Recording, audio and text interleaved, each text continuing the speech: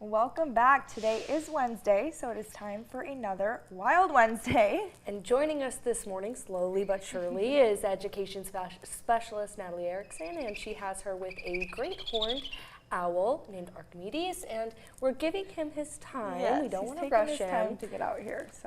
So we're gonna just Okay. let him take his time there. Okay.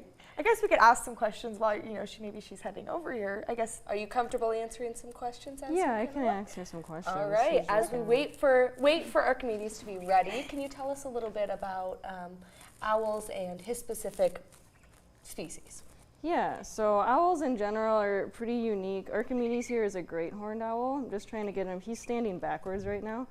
I want him facing me, and so I'm trying to get him to turn around a little bit. He turned. And so being great horned owls are one of the most commonly found owls in North America.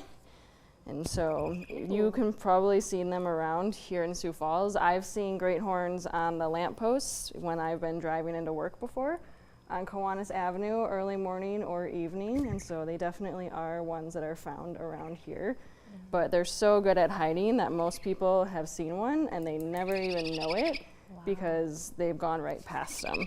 Talk about some other, really cool features about, these owls and kind of what they can all do for, just how intelligent they are. So as he's been moving his wings, there he is. There he is. All right, I'll come over now. We got a shot of him back there we too. go. We got an extra camera back there. You can't hide from us, buddy. So yes, he was just a little bit unsure. Places like this are places he doesn't see all the time. So all of the cameras and things, while he goes to lots of schools, it's definitely different.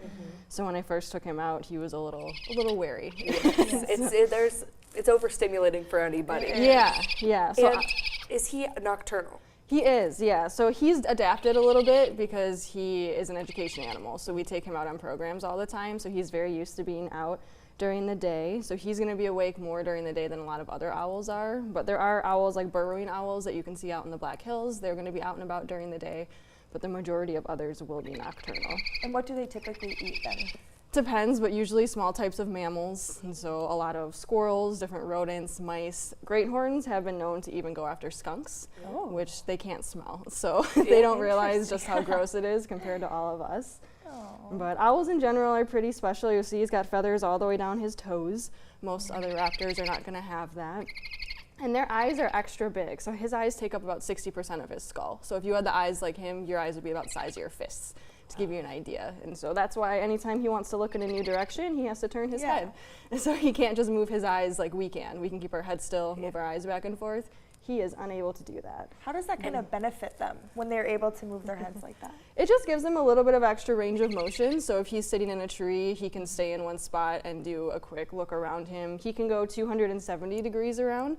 And so that gives him a way of, if he hears something, he can quick turn around and see if it's a predator, something he needs to worry about, or if it's nothing that he needs to worry about. But that way it's just a quick movement without him having to move and make a lot of noise himself. Although owls are silent flyers, so if you heard when he was kind of flapping his wings before, it didn't make a lot of sound.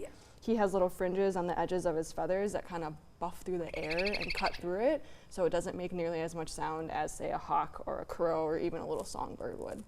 And you had said that you can find them around here, so they are kind of native to South Dakota. They are. Where would you most find them? Usually forests would be a popular place. Just if you look at his feathers, he would blend in very, very well with the bark of a tree. But they're found in many different types of habitats. They've even been seen in suburbs before, so you just kind of have Pretty to know adaptable. where to look for them. Very much so, yeah. And where can you kind of, meet him at the zoo? So he lives behind the scenes, like a lot of our other ambassadors, but every once in a while we do take him out for events, or in the wintertime, sometimes we'll walk him around in our lobby just to let him get around and see different people. And as we're experiencing this cold front, does he enjoy the colder weather? Oh yeah, absolutely. Okay. Yeah, Prefers so the and cold. winter for these guys around January, February, that's breeding season. Yeah. So he becomes extra hooty, very vocal. And as it gets a little bit colder too, he just tends to get hungrier. He's burning through more energy and staying warm, so he definitely eats more in the winter than in the summer. Okay, well, yeah, thanks for bringing him in this morning. Yeah, sorry it took us a little bit. No. That's all right. We don't want to rush the animals on. This is a Wild Wednesday for a Their reason. show. Yeah, so he just needed a second to adapt, and then he was now he's good now. Awesome. Well, thank you for joining us. Yeah, absolutely. And we'll be right back after the break.